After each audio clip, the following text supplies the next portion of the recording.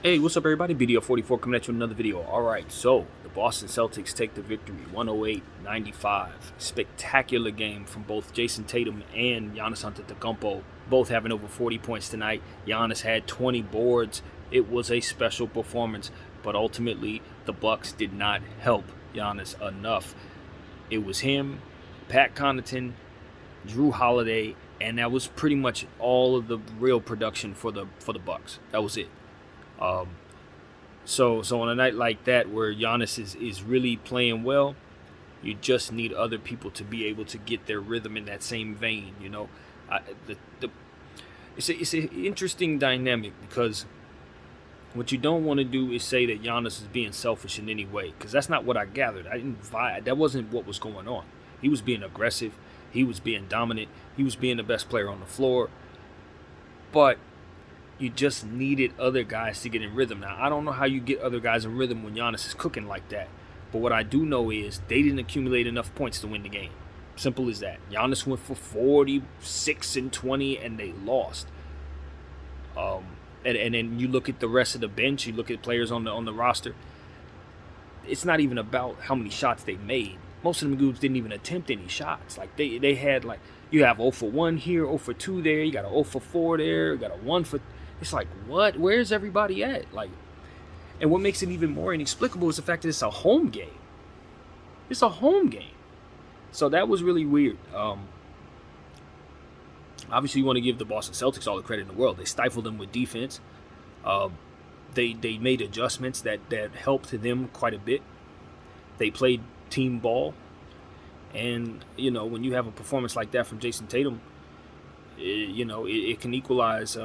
It can kind of mellow out what you're getting from against just Giannis. It can kind of make it so that Giannis's performance ain't as impactful when Jason's basically scoring the same amount on the other side. And Jason's guys is doing more for him. You saw continued fantastic play from Derek White, making plays for not only himself but for others, getting better and better as the series has progressed. You see Marcus Smart continuing his good shooting, which has been essential for this team. And I tell you, when he's hot or when he's efficient, the Boston Celtics are nearly unbeatable. And you saw that tonight. Excuse me. My request for the Celtics was that they score over 110 points. They got to 108. That's close enough. I think the most important thing was that they shored up, making sure that Jason Tatum was attacking from different angles. My thing in Game 5 was that I did not like that every shot that I saw on the shot chart that he missed was from pretty much the same general area, straight away, top of the key. Tonight, he got much more looks in other areas, and most importantly, he got more in the paint. He was driving at the rim. He was getting to the line. He was making his free throws. So that's when you started seeing things open up for him. And as I said, I've seen him hit shots from all over the court. That's why it's so inexplicable for me why he would shoot from an area that he can't get any success from. Maybe it was the defense forcing him to those spots. I don't know, but it just seemed to me that he literally was not attempting anything anywhere else. And I think he's playing himself short to no end when he does that. Tonight he opened it up. You look at his shot chart tonight, you're going to see a bunch of shots from all over the place. A little bit from the corner here, a little bit from the other corner. You got some from the top of the key, all kinds in the paint.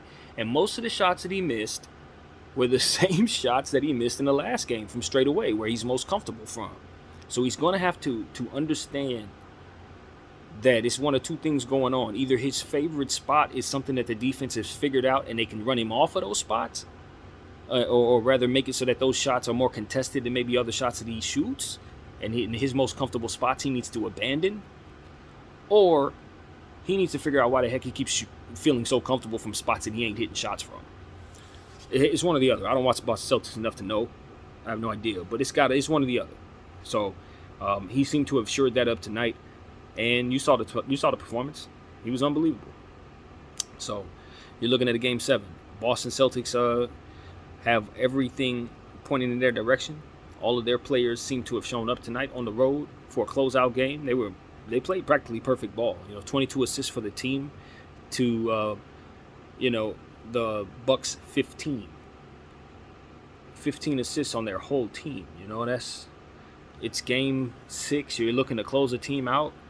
You're in your home floor. You don't have home court advantage to start the series. And you can't get more than 15 assists as a team in that game. I mean, if you're going to win, you're going to win together. It ain't going to be one guy that does it. And like I said, Giannis can have the type of performance he had tonight. But if they're allowing him to eat and shutting everybody else down, you see how that worked. Grayson Allen had an especially anemic night. Did not help cause. George Hill ran around for a lot of minutes. Did absolutely nothing. I know he's working his way back into things. I get it. But he was credited with 1 rebound and 5 fouls. And that was it. And I said, one of the things I liked about what Budenholzer did in Game 5 was that he took George Hill off the floor to make sure that he didn't become a problem out there in terms of size. He didn't do that tonight. He did not do that tonight. He left George Hill out there. The size issue was a thing, and it was partially why they ended up losing tonight. Should have called somebody else's number. I know Grayson was not getting it done, but you got to dig deeper in the bench then. I mean, that's just what it really comes down to. It's unfortunate, but that's what happens when you got 3 max contracts and one of them hurt. You got to use the back of your bench, and this is what I was saying about the Bucks.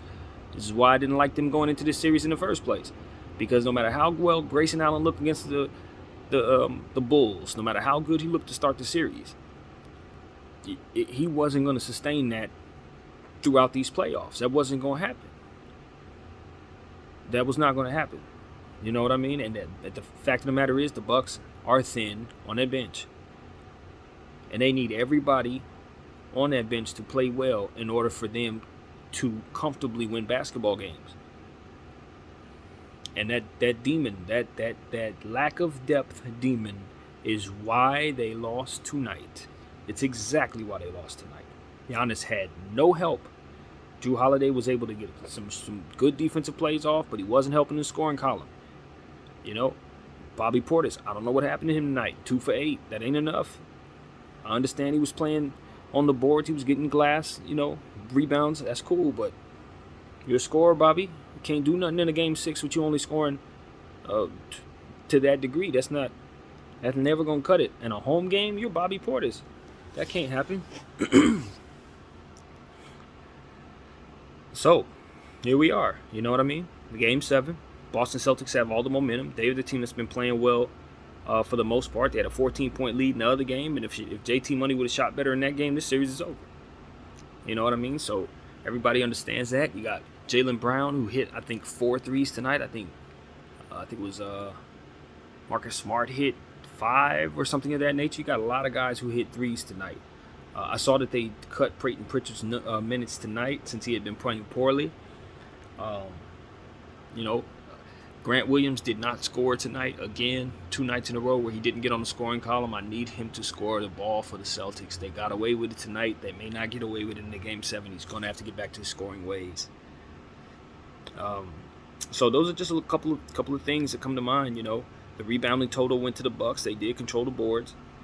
But if you can't get any scoring out of anyone other than Giannis Antetokounmpo, it don't matter how many points he scores.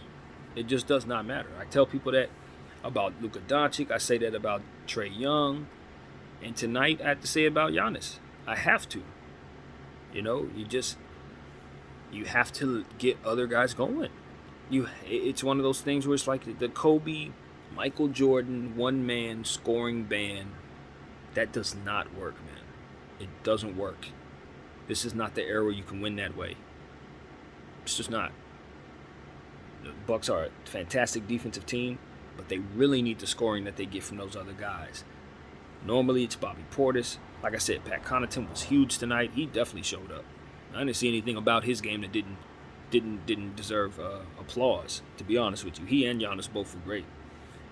But come on now, you need more than 5 field goals out of Jrue Holiday.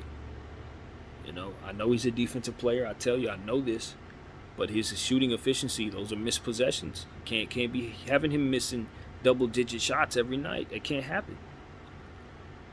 So these are things that you look at and you say, this is why the Bucks are playing in Game 7. So, yeah, Budenholzer, he's had a great series, but this was not a good game for him. That George Hill button, he should have got out of that quick. He should have audibled out of that very fast. You know, I know, like I said, I know that Grayson Allen started off, you had to audible out of that. So there was the audible for the audible. But you got to find plan C, man. You just got to keep searching. You can't let guys bury you, you know? Especially on a night where Giannis is going crazy. A performance like this should get him a W. And, you know, we're going to remember this as Jason Tatum's night. No matter how well Giannis played, 40-something and 20, it don't matter. He lost. It's a L on his home court in the closeout game. This is not how he gets down either. Since he's become a champion, he usually wins these games. Now he's got to try to handle it on the road in a very, very, very hostile environment where the Boston Celtics historically have a fantastic record in Game 7s. And it ain't looking good. I picked the Celtics to win in 7, and I feel like I'm going to be in a good position to see that happen, you know? Doesn't make me happy as a Laker fan at all. But as an analyst, I like being right. At the end of the day, I just see a team that has their full horses in the Boston Celtics. You know, Giannis is the best player on the floor, but J2 Money ain't too far behind him when he's playing at his best. That's what I was screaming at the beginning of the series, and he made me look like an idiot for the first 5 games. But tonight, you clearly see what it was I was initially telling y'all and why I felt like he should have the same amount of confidence Giannis has out there. It's because he can do this. It's just whether or not he can do it consistently. He came out tonight and did this. He messed around, come back out, and continue to shoot the way he shot in Game 5 and Game 7, and we're going to forget all about Game 6 and how great this performance was. You know, I'm not one of those people that's going to be like, oh my God, that's so amazing. Yeah, it was. But I still have that bad taste in my mouth from Game 5. And this series is still going on. So, as far as I can tell, I've seen both of these teams play great, and I've seen both of these teams drop games in this series that they should have won. So it's both their faults there in this situation, and whoever ends up winning should be thanking their lucky stars, and whoever loses it's going to remember that they left something on the table. Both teams should feel that way, you know, because this game tonight, Milwaukee should have won this. They should have won this. I didn't pick them to win it, but they should have made me look stupid. There was no reason for them to have come out as flat as they did. Giannis was great. Everybody else outside of Connaughton just did not get it done on the offensive side of the ball, and that ultimately is the story of the night. So I got another Game 6 to watch, as you do as well, I'm sure. Golden State's going to be coming up trying to knock off the Memphis Grizzlies after one of the most historic and infamous blowouts we've ever seen in playoff history. So I'm going to go ahead and see what the Golden State Warriors have to offer tonight. Get back to you guys on that one. But this one is a wrap. The Boston Celtics will be playing a Game 7 in their own crib. Once again, a Game 7 in Boston. You know that's going to be jumping. So, that's what I got, man. Laker fan kind of salty, low-key, man. I've been a good analyst in terms of keeping my bias out of here. But the closer the Boston Celtics get to a championship, the worse this actually feels low-key. But I'm still going to keep my Laker hat off of this thing and continue to do what it is that I do. I thank y'all for supporting BDL44. I'm out.